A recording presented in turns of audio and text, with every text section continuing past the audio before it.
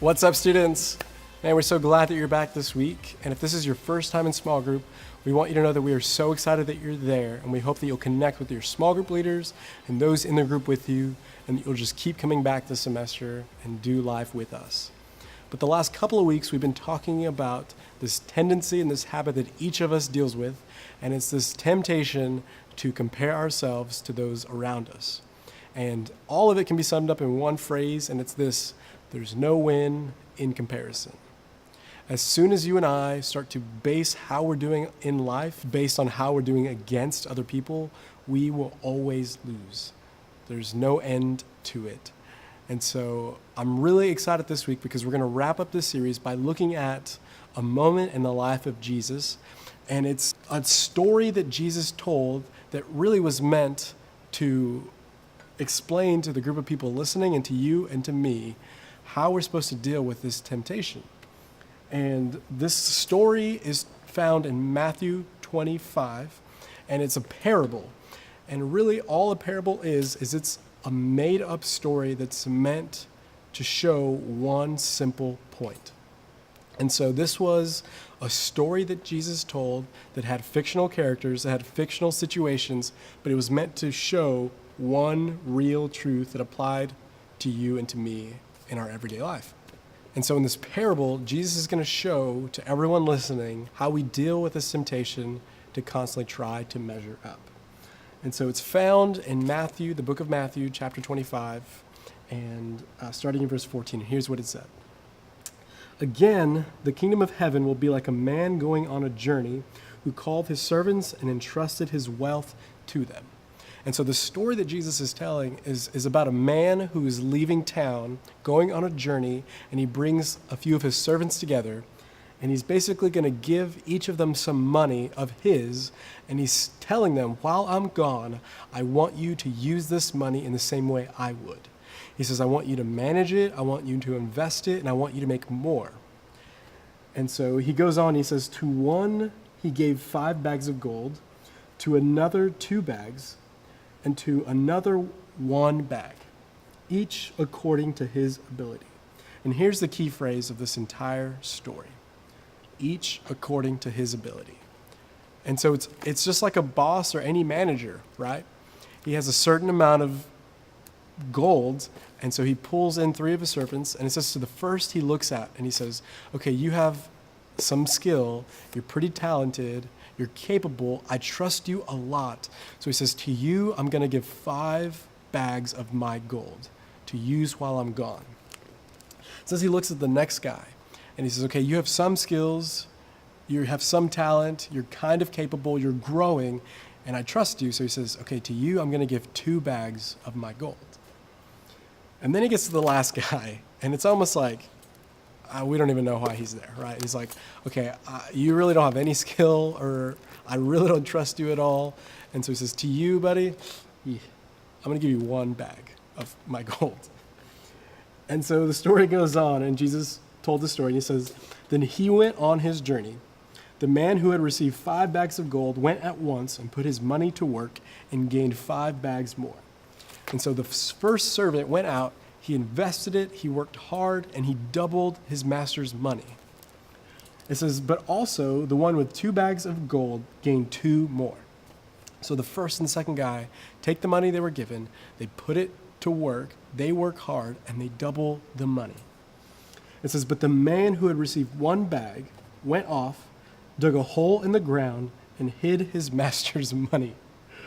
And so, this is a made-up story, but we can't really know what he's thinking. But you can almost imagine that this guy's thinking, okay, well, he got 5, and he got 2, and I only got 1. What am I supposed to do with this? And so it says that he goes off. He doesn't work to manage the money. He doesn't invest it. It says he digs a hole in the ground, and he just throws a bag of gold in it and walks away. And so it says, after a long time, the master of those servants returned and settled accounts with them. And says the master comes back and he really calls them together and he says, okay, what did you do with what I gave you? I want to see what you did. And it says, the man who received 5 bags of gold brought the other 5. And he was probably excited. And he says, Master, You entrusted me with 5 bags of gold. See, I have gained 5 more. His master replied, Well done, good and faithful servant. You have been faithful with a few things. I will put you in charge of many things. Come and share your master's happiness. And it says the master looks at this guy and he says, You did well. You took what I gave you. You worked hard. You invested it. You doubled it. He says, Good job, my faithful servant. And he goes on. He says that the man with 2 bags of gold also came. Master, he said, You entrusted me with 2 bags of gold. See, I have gained 2 more. His master replied, Well done, good and faithful servant. You have been faithful with a few things. I will put you in charge of many things. Come and share your master's happiness. And so both of the first 2 guys did well. They managed the money. They used what they had been given and made more of it. And the master was happy. And then the third guy walks up. And if this were a movie, this would probably be where the music changes or the soundtrack changes, and probably the Jaws theme song would be playing because we all know that he did not do well. He threw the money in a hole. Here's what it says. It says, And the man who had received 1 bag of gold came. Master, he said, I knew that you were a hard man, harvesting where you have not sown and gathering where you have not scattered seed. And here's what I want you to see. Before he even explains what he did, he really starts to place blame back on the master, and he's really pointing his finger back at the master and saying, okay, before I tell you what I did, you should really know that everything that happened was kind of your fault. And so he's going on and he's saying, you're kind of intimidating, you're kind of scary. He says, I didn't know what to do. You only gave me 1 bag. And so he goes on and says, so I was afraid. I went out. I hid your gold in the ground. See, here's what belongs to you. And it says that the master replied after hearing this, You wicked, lazy servant. So you knew that I harvest where I have not sown and gather where I have not scattered. Well, then, you should have put my money on deposit with the bankers, so that when I returned, I would have received it back with interest. And so the master is obviously upset, and he tells him, listen, you could have done anything. You didn't have to double the money. He says you could have even put it in a bank, and the interest would have given you just a little bit more. But he says you really didn't do anything. You threw it in a hole. And students, this is what I want you to see. I don't want us to miss this. This guy didn't take the money and make a mistake. He didn't try to do something and fail. He literally did nothing with what he was given. He dug a hole in the ground, he threw it in there and walked away. And I don't want us to miss this. He didn't do anything. And so the story goes on. So take the bag of gold from him and give it to the one who has 10 bags. For whoever has will be given more, and they will have an abundance. Whoever does not have, even what they have will be taken from them. And throw that worthless servant outside into the darkness where there will be weeping and gnashing of teeth. And so that sounds incredibly harsh, and I want you to remember this is a story that's fictitious. It's a made-up story, but it's meant to convey a really important truth. And so he tells them, okay, throw this servant out. He doesn't belong in my inner circle anymore. I can't trust him. He says there will be weeping and gnashing of teeth. It's almost like he's always going to remember that he didn't do anything. He's going to be frustrated. He's always going to remember what he could have done. And so here's what I think we can take away from this parable that Jesus told. What you have matters less than what you do with it. Listen, it doesn't matter what you have. Really what matters is what you do with what you've been given. And so the point of this parable is not, okay, well, he got more than me or I got more than him. It's really, what are you going to do with what you have been given? And this is a big deal because Jesus said the kingdom of heaven works like this. So it's incredibly important to you and me. And so I want to give you this small illustration to just kind of bring to life what this means for you and I in our life as we compare ourselves to others. All right, for the next couple of minutes, I want you just to think and pretend that this is you, that you are our bookshelf. And I know that sounds crazy, but just imagine this, that each of these things represents something in your life, and yours may look completely different, right? But each of you has a certain amount of time, right, here on this earth. and it's different for each of you. Maybe some of these things represent your family, right? Or your group of friends. Maybe it's some of your abilities. Maybe it's some of your talents. Maybe it's even some of your dreams. But here's what I want you to see. That all of this together makes up you, and your bookshelf looks so vastly different from those around you. And this is completely unique to you. But when you look at the entirety of you and your life and what you've been given, that this is really what you have been entrusted with. This is what God has given you and said, what are you going to do with what you've been given? And so we all love, right? We all love an underdog type story, right? We all love stories of people who came from no means, hard backgrounds, hard lives, and they made the most and they achieved success or they did something great from it. And not once have you ever heard a story of somebody who achieved something great like that and said, you know, I just kind of woke up every morning and I really just thought about what everyone else had compared to myself, right? They never said, you know, I just spent my whole time thinking like, well, that person has more money than me. They have more time. They have better means. They had a better education. They had a better family life. And then one day I just kind of, you know, was successful. No one does that, right?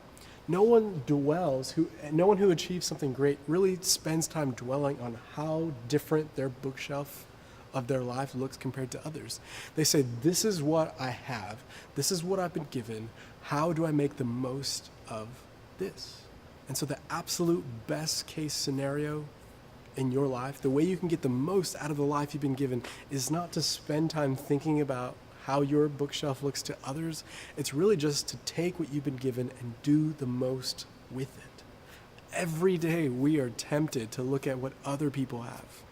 The house, their car, their money, who they date, how they look, what they wear, how their bookshelf looks different from mine and yours. And when we compare ourselves to them and we don't measure up and get frustrated, we're kind of like that last servant in the story, right?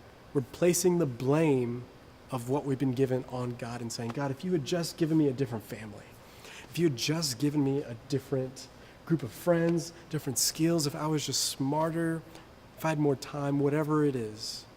And in that moment, we don't want to be like that last servant, right? You do not want to take what you've been entrusted with, the life that God has given you that's unique to you, and be like the last servant and take it, go dig a hole buried in the ground. And so the issue is not about what's on your shelf, it's how you use what you've been given. Next time you're tempted to compare what you have compared to what they do, I want you just to be reminded that this is unique to you and that God is telling a story, a great story in your life. And it requires each of these things that God has given and that make up you specific. And so the next time you're tempted to compare, just be reminded, hey, their story is different. Their bookshelf is different. And that's a good and great thing. I want you to make the most of what God has given you. Your time, your talents, your skills, your abilities. I want you to take that and say, man, this is what God's given me. This is what makes up my story that's unique to me, which is so cool. How do I make the most of this? How do I take it and double it? How do I take it and make more of God's kingdom based on what I've been given? Because the alternative, guys, is that we go through the rest of our life comparing and looking to others and saying, I wish I was more like that. Why doesn't my bookshelf look this way? And it's a never-ending game that ultimately leaves us feeling empty. But what if tomorrow, what if this week at school, what if you woke up tomorrow and just decided, I'm going to live life from this perspective? That everything I have, everything I've been given, the good and the bad, is a story that God's telling in my life, and how do I make the most of it? Because I think if we did, we would find that life is more fulfilling, life is so much more exciting, and ultimately what matters is not what we have on our shelf, but it's how we use and make the most of what we've been given. Because what you have matters far less than what you do with it.